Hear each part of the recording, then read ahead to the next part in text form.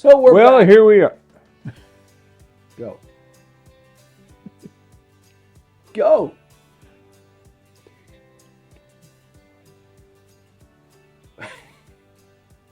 I ask him usually before every taping, you want to bring us in? He says no. So this time, all of a sudden, this is episode 9 of Life Lessons with the Journeyman and the Legend, even though he doesn't like to call himself that, but that's what we are. So what did we learn? You sent me a text the other day. What are you doing now? You know, Mr.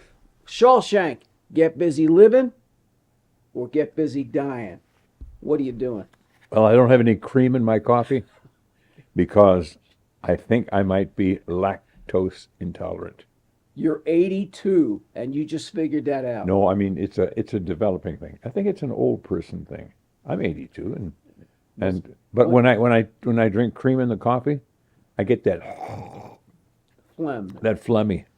Really? Yeah, and I'm taking cough drops and I'm not taking cream in my coffee. And I'm free and clear now. So now we're going to have to do the first 60 pages all over again. Well, speaking of free and clear and the 60 pages, why don't you tell everybody what you're doing? Oh, it's Cleet Baker and I used to do commercials for a talent pool. God, for 40 years, I'll bet. And we did them over in Talent Pool was over in the studios of American Gramophone over on 40th, just south of Dodge. And we'd run into Chip once in a while, but not very often. He was always doing stuff and on the road. And Cleet retired a few years ago, and he called me a couple of weeks ago. He says, Chip's had a book written about his life, and he's incorporating the CDs, all of his music into a, if we do it audio. Explain to people who Chip is. Chip Davis, I'm sorry, American Gramophone, Fresh Air, Mannheim Steamroller. Okay. All the creator of all that stuff. All Brilliant guy. All right. As I have read in the last few days. Keep going, continue the story. And he said, you decide who you want to have narrate this. And Cleet said, well, Weber's good. We've done a lot of stuff together. So, but Weber wasn't 81 and a half years old when Weber did the other stuff. So I've learned about that stuff on your vocal cords, phlegm. Right. And it's a disease. I can't think of, not a disease, a debilitating, whatever it is. It's an age thing. It's an age thing. Right. So the way I fight it is I sniff that stuff for your nose and cough drops. Those real strong cough drops that I wouldn't put on ice cream, let's say that. But they do tend to break it all down and get rid of it. And now I've got my full voice back. Now after our shows, I got to go over for 6 or 7 hours and read the book. You sure you're not going to fall asleep? Oh no, it's an interesting book. To the point. Chip, he doesn't mean it. No, he's lactose intolerant. It's affecting him. I do mean it, Chip. You're a brilliant guy, and you have done so many things in your life. My wife and I call that covering. Now he's covering. He's done so many things in his life that are unbelievable. So what have you learned, Grasshopper, when it comes to narrating a book? What are you learning? Well, Sensei. Well, I knew about Chip's life, but I didn't know the details of it. What do you learn about reading page after page after page, and you can't screw up? Well, you can, but you got to do it again. The deal is, the better the author, the better it's written, the easier it is to narrate. If it's not, if it all doesn't work together, then it's a chore. It is. This one? I haven't done one for a while. Last one I did was Zane Gray's Black Mesa. Zane Gray. There was a company that was doing sure. audio books. I get it. Yeah, sure. And they said, we picked this one out for you, Dave, since you You do Walter Brennan so good. That's right. That's right. You can do a character. I love Walter Brennan. Yeah. What are you doing up there? But see, today's generation has no idea. No idea. So, never mind. I have noticed that I think it is an age thing. When I cut voice tracks or Western stories that I do, my voice isn't as, number one, Crisp. I sound like Mickey Mouse compared to you. It's- But it's not as crisp. I can hear holes in it. And I'm like, why is that? Because usually you have a better voice in the morning than you do in the afternoon at night. But now I'm like, is it just an age thing? Am I getting old? That's what it is. You think of somebody who's advanced in age, not old. I'm sure they sound different than they did 40 years ago. Well, I wrote a book. It's called, I've teased it before, JJ of Loch Raven. And I wrote it like 5 years ago. It chronicles. Do you want me to read it and narrate it live? No, I don't want you to read it. It chronicles my ill-fated television career, my journey all around the country. Hey, I wanted to do it, but it costs money. So I don't have the money to do it. So if anybody wants to spot me, about $1,200, because then I would sit there reading my own story, and I don't think I wrote it really well. I'd be crying half the time because, unlike you, I've had a pretty tough career. So yeah, I've got this book I've been wanting, and I believe if you get an audio book, more people might want it. So when they go on vacations, etc. Because now mine's just on Amazon.com, and I don't think anybody's really even read it, and I haven't really pubbed it. But I'd love to do an audio book, but I just don't have the money. You have to have the situation, the location to do it. Oh, I've got the location, everything's set. I just don't have the money. And I keep thinking, God, my story is so cool if I could just read it myself, but it costs money. You could write the best song in the world, and if you don't have promotion, Right. nobody's ever going to hear it. Right, well, it's same with this show. The best movie, you can make the best movie That's ever. right. And if you don't have promotion, nobody's ever and going to see here's it. a crazy thought. I have sometimes thought that my book, my story, would make a great screenplay. But nobody knows it because I haven't pubbed it. I don't have a machine behind Who me. would you not a pick to name. play you? What? Come on. I don't know. You have picked somebody, you know. I don't know, because I know I want to play the older me because I'm an actor too. So I don't know. I never gave that any thought, but I thought it would be a neat story because my I'll story. give you 5 I'm like, seconds to pick somebody out. I don't know. Oh, not the younger one, the old, the regular I want to you. play me. I want to play the older You can't me. play yourself because you don't. If you I knew had a guy anything the other about day yourself, thought I was 52. He looked at me and he goes, what are you, 52? I go, no, I'll be 70 in November. if you knew anything about yourself, you wouldn't be yourself. Well, but anyway, so yeah, I don't know what I'm going to do. It's been sitting there on Amazon.com. Maybe 20 people have read it. I'm like, God, if I could just make an audio book, that'd be cool. But now you're telling me you sit there for 6 and 7 hours. Well, you got 500 pages, 300 pages, Mine's almost 300, I think. but the print's small. Yeah. There's a You lot got your glasses? of words. Got your bifocals I got the words blown up too. But there's a lot of words on those pages and a lot of complicated words. Do you find it rhythmic? Do you get into a rhythm? Thank you. Not Next yet. question. Not yet, but I will. I have read ones that I just kind of. Chip, is this your first copy, Chip, or have you tried, I have read books on tape that I just fell in love with, and it flows. it's a story, and Right. but Chip's story. I don't know Chip's story, but we're doing it historically. Uh-huh. So we're in the early years, and then the Norman Luboff choir years when he was the singer and composer in the Norman Luboff choir. Dang. That's big time. And then what's the next chapter? C.W. McCall and Mavis and Old Home Filler Up and Keep On and Truckin' Cafe. That's going to be fun. See, you light up when you talk about this. Well, that was I lived that. I sang Convoy in a Right. folk singing club. Right. I remember seeing it on and hearing it on TV in the movie. It's all fun. If it isn't fun, why do it? Yeah, but you just inferred to me that it's becoming more of a struggle now, a challenge. Well, it's because of your age. It's the matching up the age with the Right. with the job. That's all it is. I wouldn't be a motorcycle cop now. But when I was You You were 30. never No, when I never was. But I would have when I Oh, gee, was that's a young. surprise. When I was young, I would have. Oh yeah, sure. Guess what I got for you? A Tootsie Roll. I can't do candy and sugar because that affects it too. Are you serious? Sugar affects it, yeah. So I had a piece of toast. So I brought a Tootsie Roll and thinking I'll give one so we can watch one of his caps fall Where have you been? out. Where have you been keeping it? Yeah. Not under my armpit like you Yeah, it's suggested. in your pocket. I know where it's been. So you won't eat one Tootsie Roll. My dog Dixie would be sitting here, and you'd say Tootsie Roll, and she'd go.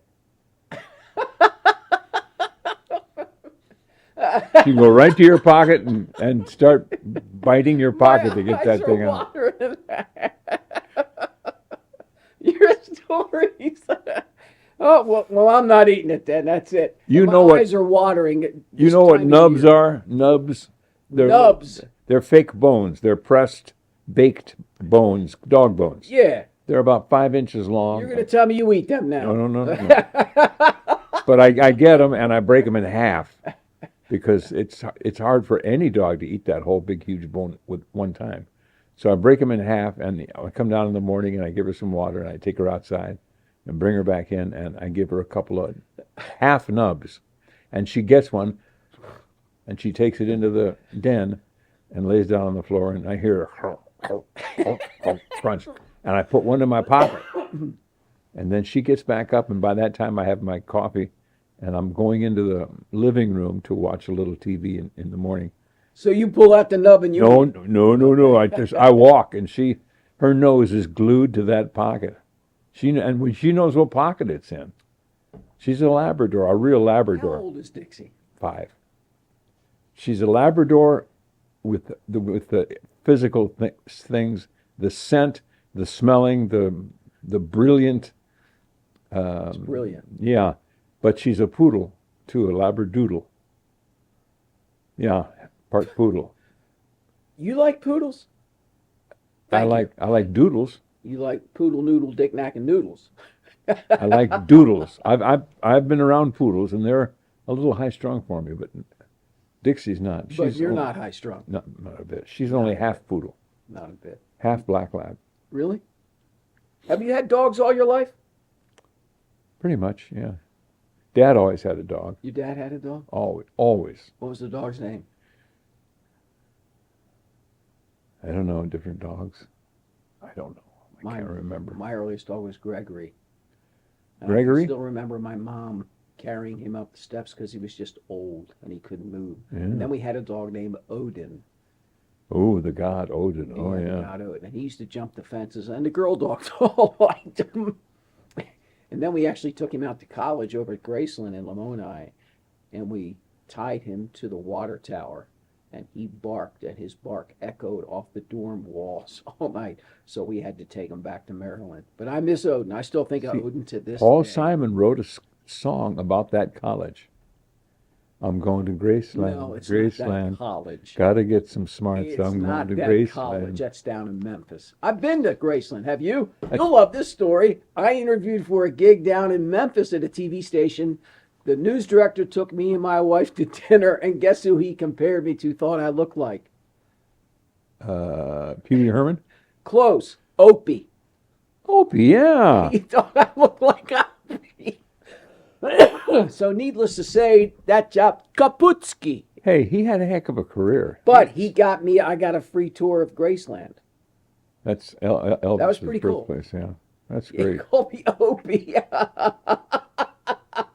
I'd hate to tell you the things I've been called in my career. Hey, my first night on the air at KPTM here in Omaha, somebody called me up and ripped me a new ass, telling me how terrible I was and personality, blah, blah, blah, blah. Oh, yeah. See, you find don't out who it know was? this because you were loved. Did you find out who it was? No, and I didn't care. See, I'd have found out who it was. Why? You know why. People are entitled to their opinions because we put ourselves out there. I suppose. I told you my story, my Yes, Dick you Cavett did. story. Yes. I won't tell it Yeah. now, but you know what it is. All right. Do you tell stories at Shirley's? Oh, all the time, yeah. God, I'll bet. I can see them all sitting around you listening. Oh, to your yeah. stories. And Dave, table 13, would like you to come over and say hi. Sure. So I walk over and I say, how's everybody? Need coffee? Need anything? And they say, no, Dave, just sit down and talk with us for a while. I go, okay. Can we take a picture with you? Of course. See, you love that. Well, it's part of the gig. It makes you, what gig? You're done. It's over. It's like cooking a good fried chicken. You know, you cook the chicken and then you eat it, but the essence is still in the kitchen. The smell, chicken. I love Your fried essence chicken. still floats around Omaha. And if you believe that, I'll tell you another one. You know what I'm talking about. Of course I know what you're talking about. But How have you been? I'm anonymous. How have you been? What do you do to fill in the week between us doing this? Well, unlike you, I work for a living. Where, can you say where you're working? Iowa Western. I shoot stories for Iowa. Oh, that's right. You work at Iowa Western. So I'm there all day. And Ross works at Westside. Yeah. And Ross is always posting pictures of everything. I'm telling you, that guy is is just one Denver motivated with his daughter, West Side, human journalism school. being. He's down at Nebraska at the J School. I mean, I admire Ross. I got to give it to him. I do too. I admire him more than I do myself in my career. That says a lot. Rossie has had a good long career, a good honest, True blue. Rossie is true a blue. good honest career. Rossie. Tell you a story. I was a little BSy, you know. No, Go another ahead. story. On my first year in Omaha, I just came from Roanoke, Virginia, and that's a whole nother story. It's in my book, by the way. And my Did they ever find those people that moved in there 400 or 500 years ago? I believe we probably pushed them out like we did everybody else. First Husker game. Darin Erstad just won the World Series with the Angels. He's there. So we're all on the field, and of course, my first time. Everything's kind of bigger to me. I'm just trying to fit in, but I'm from the East Coast. I remember covering the Yankees one year, opening day, and I'm in the locker room, and it was so crowded with the media that I'm crawling with an XLR audio cable and a mic, crawling between Lake to get to Charlie Hudson, the winning pitcher. That's how crowded it was. At that time, did you know how badly athletes thought of the press? No, and I didn't care. All I was thinking about was getting the interview. Okay. So fast forward, Husker football game. Darin Erstad, he's going to be on the field. So you can all gangbang him before the game. You know, we all crowd, I don't know anybody. I'm new. So we get up there and somehow I'm miraculously in front of him. So I popped the first question. I forget what it was.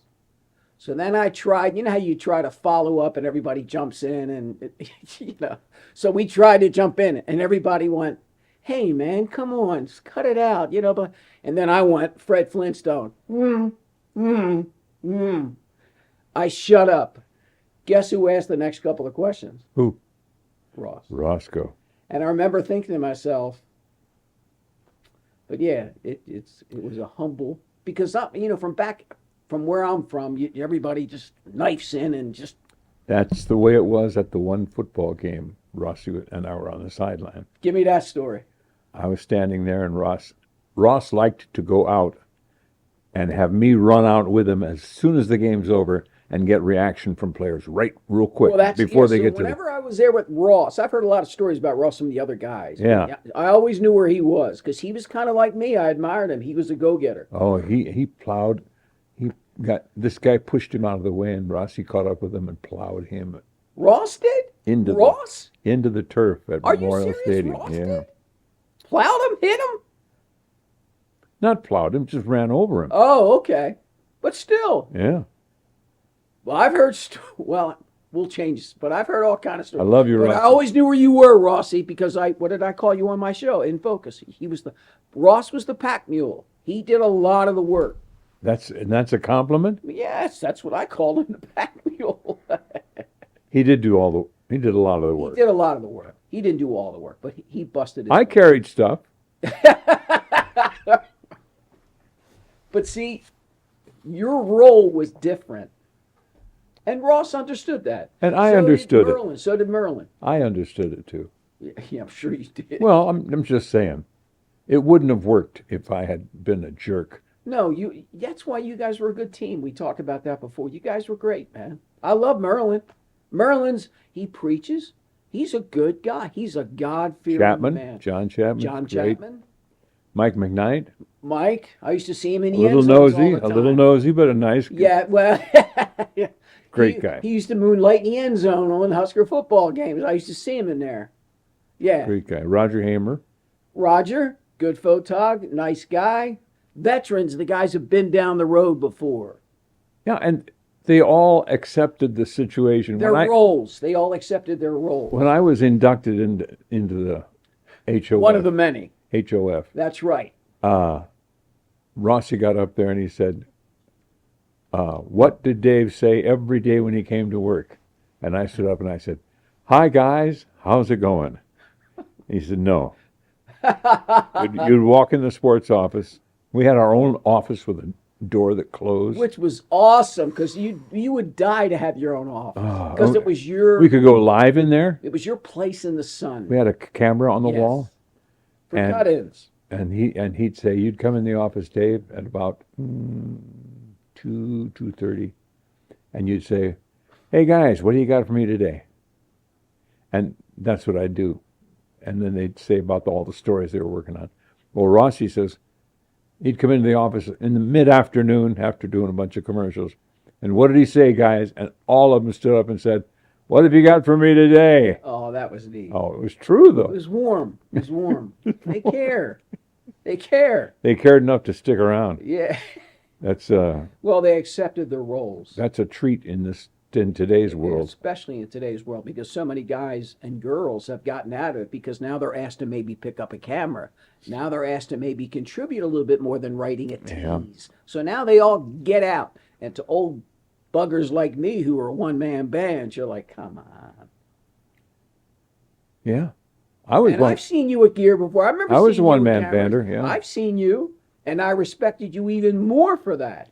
But it shouldn't matter. But I worked through that. Yes, you did. You know what? They're warm now because I've been holding them. Oh, that's so sweet. You want one? No. I got to go talk I got to read the book later, so it'll make my... Do you read over your script, this book, before the chapter, do you read it over real quick to make sure? Even if I could I read know I would screw up too. a 500-page book, Right. I would not remember how the sentences were together. But when I read it, and then read it again a few minutes later, and then Cleet says, try adding a little more emphasis to this word. Gosh. And he's a genius, absolute genius. And I do it the way he says. Sounds like I wrote it.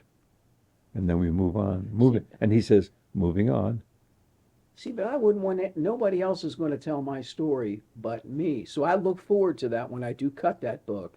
But I'm worried that I wrote it like 4 or 5 years ago, and I might be more separated from it emotionally than I was when I wrote it. So I worry that when I read it, maybe I'm going to read it a little less coldly, a little more coldly, if you will, rather than with emotion, because I want to be back there when I read it because I know I'll be emotional and it'll be tough. I don't want anybody else to read it. I want it to be me. It's crazy. My story's nuts, just as yours was when you got the gig to begin the whole career, when you played that character. Yeah, it was... Don't you miss those days, Dave? Yes, I do. I do. It was very creative and it was a release for me. Yes. It was an absolute fun Yes. release. I do miss it, yeah. Yeah. When I edit, like I just got done a story at Iowa Western, it's National Community College Month. It's one of the best stories I've edited in a while. And when you're editing, you just know. Like, I grade my stuff. It's all C, C pluses. This one might have been a B. But you just know. You get so involved in it, so emotional in it, you can't even see anything else. And I like that. I like to be taken away. You know acting. You know what you can't see? What can't you see, Dave? How others see you. Well, we've been talking about that.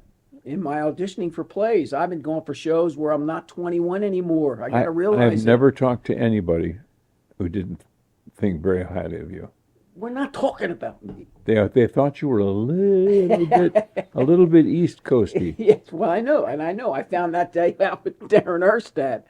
I'm just saying what I've realized, it's an old thing now. Yeah, you better clap on this.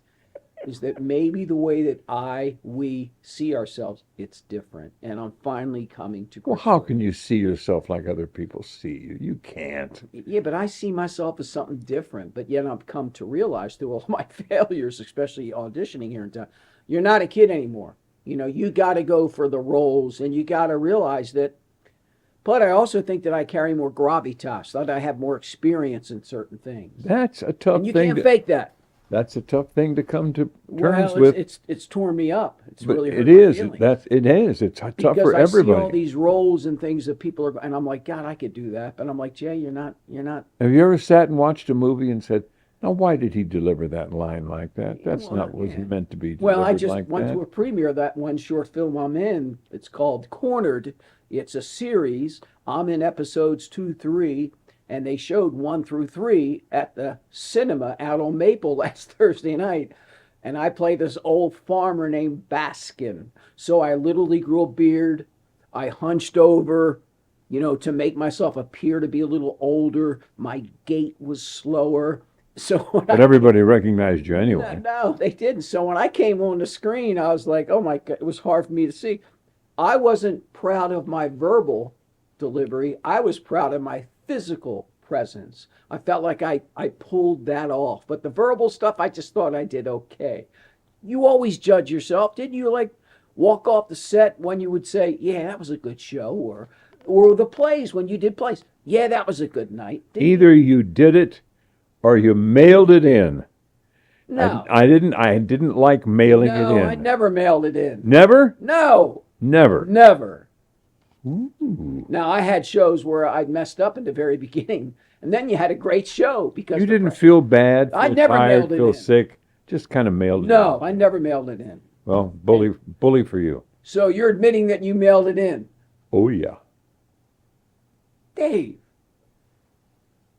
to thine own self be true. I am. I know how to mail it in. I can mail it in and everybody else goes, oh, good job, Dave. See, that's not me. Thank you. That's not me. But that's mailing it in. I When know, you- but that's Bo Pelini when he gives you a bunch of horse shit and you know he's giving you nothing. And I'm standing there going, I know you're just giving us bullshit, but yet I'm going to get it because we got to feed the nation and I need that 50. Well, you were there. You were there. What do you think? I said, do you know my name? Right. No. Well, you know our names, and that's it for episode 9. These are secret things that we don't tell everybody. Time flies when you're secretly holding Tootsie Tootsie Rolls Rolls. that no one will eat. We'll be back with episode 10. Hopefully it'll be as fun as this one was next time.